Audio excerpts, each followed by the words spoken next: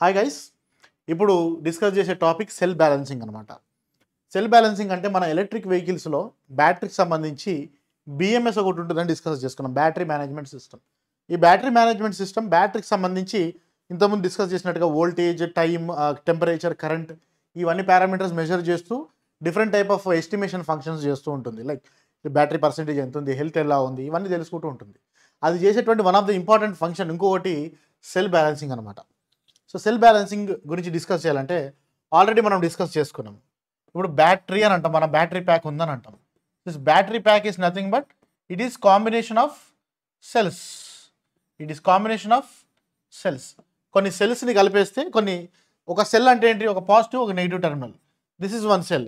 ఇలాంటి అనేకమైనటువంటి సెల్స్ సిరీస్లో, ప్యారలల్లో, ఈ విధంగా a group of cells is called as a battery. ఇది మనకు తెలిసినటువంటి ఫండమెంటల్.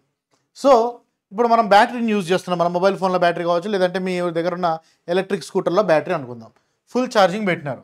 ఫుల్ ఛార్జింగ్ పెడితే బ్యాటరీ పర్సెంటేజ్ 100% వచ్చిందయ్యా. 100% నుంచి మనం యూజ్ చేస్తున్నాం. మన ఫోన్ని కానీ లేదంటే నీ ఎలక్ట్రిక్ వెహికల్ని కానీ యూజ్ చేస్తున్నాం. బ్యాటరీ దిగింది 80%కి వచ్చింది. రైట్, 80%కి వచ్చింది, 80%కి దిగింది. ఇప్పుడు బ్యాటరీ మొత్తం 80%కి వచ్చింది అని అంటే ఇండివిజువల్ సెల్స్లో కూడా స్టోర్ అవుతుంది కదా. ఇండివిజువల్ సెల్స్లో స్టోర్ అయిందే ఓవరాల్గా battery.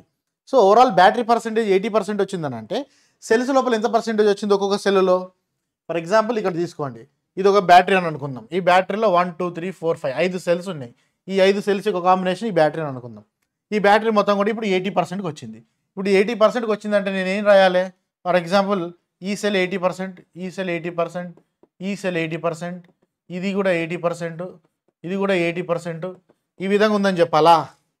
Do you think is it possible? For example ఒకవేళ ఇదే కేసు అయితే కనుక, అంటే ఒక బ్యాటరీ లోపల ఉన్నటువంటి ప్రతి సెల్ కూడా ఆ ఇచ్చినటువంటి ఒక హాఫ్ అన్ అవర్ టైం మనం వాడిన తర్వాత అన్నీ కూడా ఈక్వల్గా 80%కి వచ్చినాయి అనుకుందాం. ఏది? బ్యాటరీ దిగి డిశ్చార్జ్ అయ్యి. అప్పుడు మనకేం ప్రాబ్లం లేదు, అన్ని 80%, ఓవరాల్గా ప్యాక్ కూడా 80%కి వచ్చింది. బట్ ప్రాక్టికల్గా ఇది జరుగుతుందా? ఈచ్ అండ్ ఎవ్రీ సెల్ కూడా సేమ్ రేట్లో దిగుతుందా? ఉండదు. ఒక సెల్ 80% దిగొచ్చు, ఓ సెల్ సగానికి దిగిపోద్ది, ఓ సెల్ 90% దిగుతుంది, ఓ సెల్ 60% దిగుతుంది, ఓ సెల్ 70% దిగుతుంది, 80% దిగుతుంది. వీటన్నిటి యొక్క యావరేజ్ బ్యాటరీ పర్సెంటేజ్ మనకు బయటికి వస్తుంది యూజువల్గా. అలా ఎందుకు జరుగుతుంది అని అంటే బై మ్యానుఫ్యాక్చరింగే ప్రతి సెల్ కూడా ఐడెంటికల్గా ఉండాలని రూల్ ఏం లేదు. అండ్ ఆల్సో మన వెహికల్ కానీ మన మొబైల్ ఫోన్లో కానీ మనం బ్యాటరీని మౌంట్ చేస్తాం, పెడతాం ఏదో ఒక ప్లేస్లో. అండ్ ఆ బ్యాటరీ సెల్ కంప్లీట్ పెరిఫరీ మొత్తం మీద కూడా థర్మల్ కండిషన్స్ కావచ్చు, మెకానికల్ కండిషన్స్ యూనిఫామ్గా ఉండకపోవచ్చు. ఫర్ ఎగ్జాంపుల్ మీ బ్యాటరీ ప్యాక్లో ఫర్ ఎగ్జాంపుల్ ఒక బైక్లో పెట్టారు. ఆ బ్యాటరీ ప్యాక్లో మేబీ ఒక బ్యాటరీకి ఒక కొన మొత్తం కొద్దిగా బయటికి గాలి తగులుతుంది, దానికి అది తొందరగా కూల్ అవుతుంది, లోపల ఉన్నది కొద్దిగా వేడి ఎక్కుతుంటుంది. మేబీ ఒకటి ఉన్న ప్లేస్లో ఆ మౌంటింగ్ దగ్గర వైబ్రేషన్ ఎక్కువ వస్తుంది, ఇంకో ప్లేస్లో వైబ్రేషన్ తక్కువ వస్తుంది. షాక్ అబ్జార్బర్ దగ్గర ఉంటుంది ఒకటి అనుకుందాం. సో ఇట్లా డిఫరెంట్ కండిషన్స్ ఉండడం వల్ల అవి డిశ్చార్జ్ అయ్యే రేట్లో కూడా వేరియేషన్ వస్తూ ఉంటుంది మనకి. అండ్ ఒకవేళ ఈ విధంగా ఇంబ్యాలెన్స్డ్గా డిశ్చార్జ్ అవుతుంటే, ఈ విధంగా డిఫరెంట్ పర్సెంటేజ్తో డిశ్చార్జ్ అవుతే అది మంచిదా చెడ్డదా అంటే definitely it is not good. ఎందుకు నాట్ గుడ్ అని అంటే ఇక్కడ ఇచ్చినాం చూడండి, ఇంబ్యాలెన్స్ లీడ్స్ టు. దీనివల్ల ఏమవుతుందని అంటే బేసిక్గా బ్యాటరీ లైఫ్ అనేది డ్రాస్టిక్గా పడిపోయింది ఇంబ్యాలెన్స్డ్గా డిశ్చార్జ్ అవ్వడం వల్లనే. సెల్ డ్యామేజ్ అవుతుంది. ఆర్ మనం ఛార్జింగ్ పెట్టినప్పుడు ఫర్ ఎగ్జాంపుల్ ఛార్జింగ్ పెడతాం, ఒక సెల్ బాగా దిగిపోతుంది, ఒక సెల్ అసలు దిగదు, కొంచెమే ఉంటుంది. ఇప్పుడు నువ్వు ఛార్జింగ్ అప్లై చేస్తావు. ఆ ఛార్జింగ్ పెట్టేటప్పుడు బ్యాటరీ మొత్తం 100% కావాలి. అంటే ఈచ్ అండ్ ఎవ్రీ సెల్ కూడా 100% కావాలి. ఫర్ ఎగ్జాంపుల్ 2 సెల్స్ ఉన్నాయని అనుకుందాం, ఒక బ్యాటరీలో 2 సెల్స్ ఉన్నాయి అనుకుందాం. ఇదొక సెల్లు, ఇదొక సెల్లు. సో ఒక సెల్లులో బ్యాటరీ ఈ పర్సెంటేజ్ ఇడి దాకా ఉంది, ఒక సెల్లో బ్యాటరీ పర్సెంటేజ్ ఇడి దాకా ఉంది. ఇప్పుడు కామన్గా నువ్వు ఛార్జింగ్కి కనెక్ట్ చేసినావు. నువ్వు ఛార్జింగ్ కనెక్ట్ చేయగానే లెటెస్ట్ ఫస్ట్ ఒక 2-3 నిమిషాల్లోనే ఇది ఫుల్ అయిపోతుంది, ఈ పర్సెంటేజ్ మొత్తం ఫుల్ అయిపోతుంది. ఆ 2-3 నిమిషాలు ఇది ఫుల్ అయిపోతుంది, ఇది ఇడి దాకా వస్తుంది, ఇది ఇంకా ఇంత నిండాల్సింది ఉంది. సో ఇంతసేపు పవర్ సప్లై కనెక్ట్లోనే ఉంటుంది ఇది వచ్చేదాకా. అంటే అంటిల్ దెన్ ఈ బ్యాటరీ మీద ఏమవుతుంది, దీని మీద కూడా ఛార్జ్ అప్లై అవుతూనే ఉంటుంది. అంటే you're subjecting this battery to over charging చేయడం వల్ల ఏమవుతుంది, అక్కడ మనకి కెమికల్ డీకంపోజిషన్ జరుగుతూ ఉంటుంది, బ్యాటరీ లైఫ్ కూడా తగ్గిపోతూ ఉంటుంది. అది కావచ్చు, లేకపోతే అండర్ ఛార్జింగ్ కావచ్చు. అంటే మేబీ ఈ బ్యాటరీ సపోజ్ లెటెస్ట్ ఒక 4-5 బ్యాటరీలు ఉన్నాయని అనుకుందాం, 4-5 సెల్స్ ఉన్నాయని అనుకుందాం. 4-5 సెల్స్లలో 4 అన్నీ కూడా తొందరగా ఛార్జ్ అయిపోతే ఒకటి మాత్రం సగంలో మిగిలిపోతుంది. మనం ఛార్జింగ్ ఓకే 10 దాకా వచ్చేసింది కదా అనుకొని మనం తీసేస్తాం. So over charging, under charging, cell damage ఇలాంటి ఇష్యూస్ కూడా మనకి ఇంబ్యాలెన్స్డ్ డిశ్చార్జ్ రేట్ వల్ల జరుగుతూ ఉంటుంది అనమాట. సెల్ ఇంబ్యాలెన్స్ వల్ల జరుగుతూ ఉంటుంది అనమాట. సో దీన్ని టెక్నికల్గా cell balancing. So for that we need to balance the cell అనమాట. సో సెల్ బ్యాలెన్సింగ్ అని అంటే the process which changes the amount of charge capacity from one or more cells so as to make the charge distribution in a more uniform manner among the cells. అర్థమైంది కదా. So cell balancing అనేది ఒక process. ఏం చేస్తుంది? It will change the amount of charge capacity from one cell or more cells so as to make the charge distribution uniform అనమాట. For example ఇందాక చెప్పినట్టుగా ఒక సెల్లో ఛార్జింగ్ ఎక్కువ ఉంది, ఓ సెల్లో ఛార్జింగ్ తక్కువ ఉంది. సో నువ్వేం చేయొచ్చు? ఇప్పటిదాకా చెప్పినట్టుగా ఒక సెల్లులో ఛార్జింగ్ ఈడి దాకా ఉంది, ఇంకో సెల్లో ఛార్జింగ్ తక్కువగా ఉన్నది. సో నీకు ఉన్నటువంటి ఆప్షన్ ఏంటంటే ఎయిదర్ ఈ ఒక్క సెల్ని మాత్రమే డిశ్చార్జ్. ఏమంటున్నాను? ఈ ఒక్క సెల్ని డిశ్చార్జ్ చేసి ఇక్కడికి తీసుకురా, అప్పుడు రెండు బ్యాలెన్స్ అవుతుంది. లేకపోతే ఈ ఒక్క సెల్నే ఛార్జ్ చేసి ఇక్కడ తీసుకురా, అప్పుడు రెండు ఈక్వల్గా ఛార్జ్ అవుతుంది. 3 ఆప్షన్స్. ఇంకోటి ఇందులో ఉన్నటువంటి కొంత ఛార్జ్ని దీనిలోకి ట్రాన్స్ఫర్ చేసేస్తే రెండు సమ్వేర్ ఇక్కడ ఈక్వల్ అయిపోతుంది. అర్థమైందా కాన్సెప్ట్? ఫస్ట్ తక్కువ ఉన్నదాన్ని పెంచడమో, లేదంటే ఎక్కువ ఉన్నదాన్ని తగ్గించడమో, లేదంటే ఎక్కువ ఉన్న దాని లోపల నుంచి తక్కువ ఉన్న దానిలోకి ట్రాన్స్ఫర్ చేయటమో చేసేసి రెండింటిని బ్యాలెన్స్ చేయటమో ఎటు వచ్చి నువ్వు బ్యాలెన్సింగ్ చేయాలి. That is called as cell balancing. So దీంట్లో నువ్వు ఏ మెథడ్ని ఎంప్లాయ్ చేస్తావు అనే దాన్ని బట్టి types of cell balancing methods కూడా ఉంటాయన్నమాట. సో మనము బిఎంఎస్ ఈ పని చేసేది ఎవరు అని అంటే మన బిఎంఎస్ అనమాట. సో బిఎంఎస్ కంట్రోల్లోనే మన బ్యాటరీ సెల్స్ అన్నీ కూడా ఉంటాయి. అండ్ ఒక బిఎంఎస్ చేయగలిగినటువంటి టాస్క్లలో బేసిక్గా బిఎంఎస్ చేసే పనులు 2 రకాలుగా ఉంటాయి. ఎస్టిమేషన్ టాస్క్, కంట్రోల్ టాస్క్ అని అంటాం. ఇది వరకు మనం ఎస్టిమేషన్ టాస్క్ గురించి మనం చూసాము.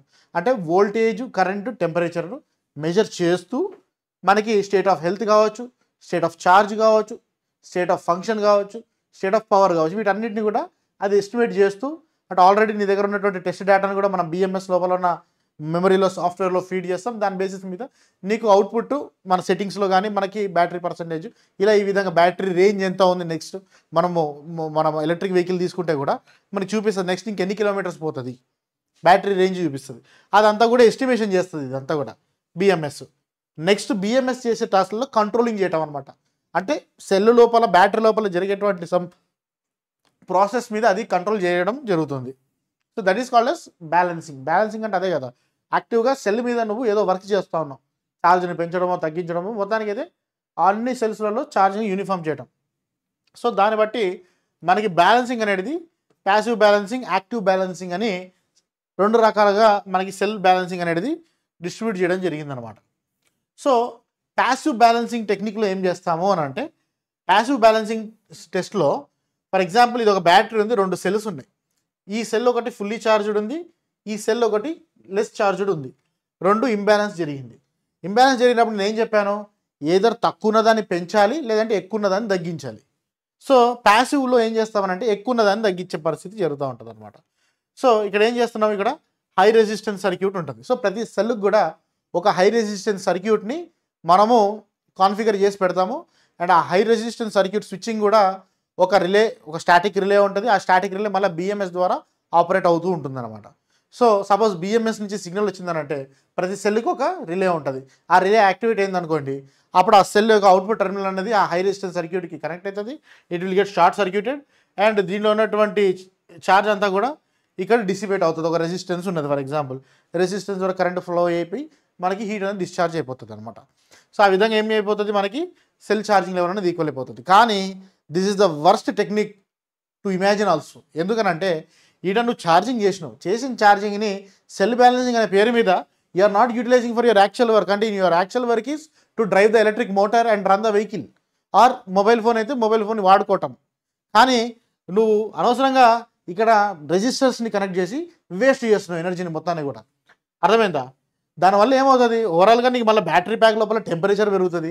You're losing this nothing but energy loss, useless thing. డబ్బులు వేస్ట్, ఖర్చు వేస్ట్, ఎఫిషియన్సీ వేస్ట్. ఓవరాల్గా నీకు బ్యాటరీ ఎనర్జీ డెన్సిటీ వేస్ట్, అన్ని వేస్ట్, కాస్ట్ పెరుగుతుంది ఇలాంటి సిస్టమ్స్ వల్ల. ఓకే. అండ్ ఆల్సో టెంపరేచర్ పెరుగుతుంది. నీకు టెంపరేచర్ పెరిగితే ఓకే, టెంపరేచర్ పెరగడం మంచిదే.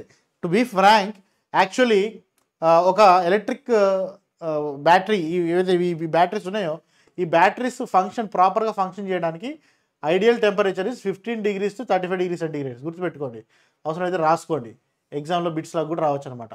అంటే the proper temperature for optimal operation of batteries is 15 degrees to 35 degrees. అంటే ఎక్స్ట్రీమ్ హై ఉండదు, ఎక్స్ట్రీమ్ లో ఉండకూడదు.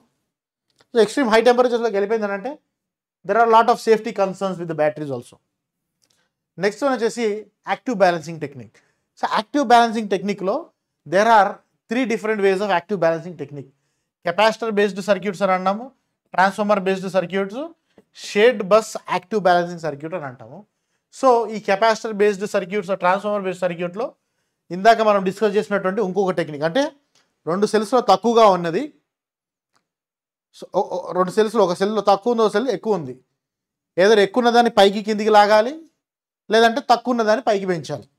అర్థమైంది కదా? అంటే ఇక్కడున్న కేసులో ఇది తక్కువగా ఉంది, సో ఓకే దీనిలోనే ఎనర్జీని నేను వేస్ట్ చేయను, కాకపోతే దీనికి ఎక్స్ట్రా ఎనర్జీ సప్లై చేసి దీన్ని పైకి తీసుకెళ్ళిపోతా.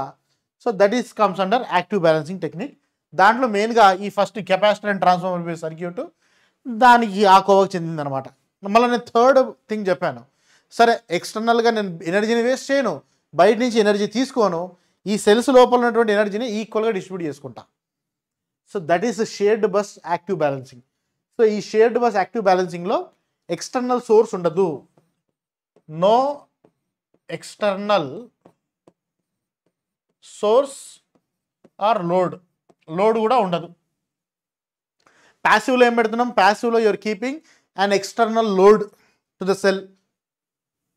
దీంట్లో ఏం చేస్తాము, you're keeping and external source ఉంటుంది, మనకి ఎక్స్టర్నల్గా ఒక సోర్స్ ఉంటుంది. ప్యాసివ్లో you'll be having external load ఉంటుంది, right? External source, external load ఉంటుంది. దీంట్లో no external source, no external load. ఒక కామన్ బస్ క్రియేట్ చేసుకొని ప్రోగ్రామింగ్ చేసుకుంటాము, స్విచ్చింగ్ చేస్తూ హై వోల్టేజ్ ఉన్న బ్యాటరీ నుంచి లో వోల్టేజ్ ఉన్న బ్యాటరీలోకి మనము పవర్ని ట్రాన్స్ఫర్ చేయడం జరుగుతూ ఉంటుంది, ఇంటర్నల్ ఛార్జింగ్ జరుగుతూ ఉంటుంది. సో ప్రజెంట్ జరుగుతున్నటువంటి యూజబుల్ టెక్నాలజీ ఇది అన్నమాట, షేర్డ్ బస్ యాక్టివ్ బ్యాలెన్సింగ్. గుర్తుపెట్టుకోండి, ఇవన్నీ important bits. Okay, and temperature. So what are the impact of temperature on battery, ఇది ఒక పాయింట్ వస్తుంది. Temperature impacts. So temperature impacts వచ్చి చూడండి, టెంపరేచర్ ఇంపాక్ట్స్ ఎలక్ట్రోకెమికల్ రియాక్షన్స్. మీరంతా కూడా కెమిస్ట్రీ చదువుకొని ఉండొచ్చు.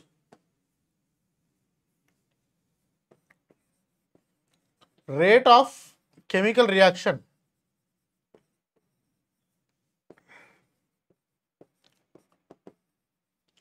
కనిపిస్తుందా?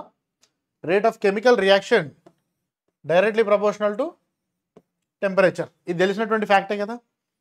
సో టెంపరేచర్ పెరుగుతున్న కొద్దికి రేట్ ఆఫ్ కెమికల్ రియాక్షన్ పెరుగుతుంది. ఫర్ ఎగ్జాంపుల్ బ్యాటరీ టెంపరేచర్ చాలా లోగా ఉంది, అలాంటి సందర్భాల్లో నువ్వు బ్యాటరీని ఛార్జ్ చేయాలనుకుంటున్నావు, you want to induce the charge, you charging to the battery. At low temperatures chemical reaction rate is very less, battery will charge very very slow. That is a very major problem. So you should never try to charge battery when the temperature is very less, because you end up wasting a lot of energy. Chemical reaction rate slow ఉంటుంది, sluggish ఉంటుంది, issues ఉంటాయి మనకి. ఈ విధంగా ఎక్కువ అయిపోయిందని అంటే మళ్ళీ అది ఒక ప్రాబ్లమే. Efficiency, temperature impacts efficiency negatively. Charge acceptance, ఇందాక చెప్పినాను కదా, లో టెంపరేచర్ దగ్గర there is less charge acceptance, high టెంపరేచర్స్లో దెర్ ఈజ్ చార్జ్ యాక్సెప్టెన్స్. ప్యారలల్గా మళ్ళీ it leads to thermal runaway. Power and energy availability. Power and energy availability depends upon the temperature of the cell also. Safety and reliability aspect కూడా temperature వల్ల vary అవుతూ ఉంటుంది. So ఇక్కడ చూడండి, టెంపరేచర్కి power availability మీద ఉన్నటువంటి ఒక చిన్న రిప్రజెంటేషను. సో ఇక్కడ చూసుకుంటే ఈ పర్టికులర్ ఫిగర్లో మనకి డిజైర్డ్ ఆపరేటింగ్ టెంపరేచర్ ఏంటంటే ఇందాక చెప్పినట్టుగా 15 to 35 degrees నోట్ చేసుకోండి. అండ్ 15 to 35 degrees మధ్యలోనే you are able to obtain the rated power. Suppose if your battery temperature is less than 15, అంటే లో టెంపరేచర్స్లో కూల్ వెదర్లో sluggish electrochemistry. At low temperature low rate of reactions, charging rate తక్కువగా ఉంటుంది, discharging కూడా తక్కువగానే ఉంటుంది. Suppose higher టెంపరేచర్స్లో పోతే ఇట్ లీడ్స్ టు డీగ్రేడేషన్.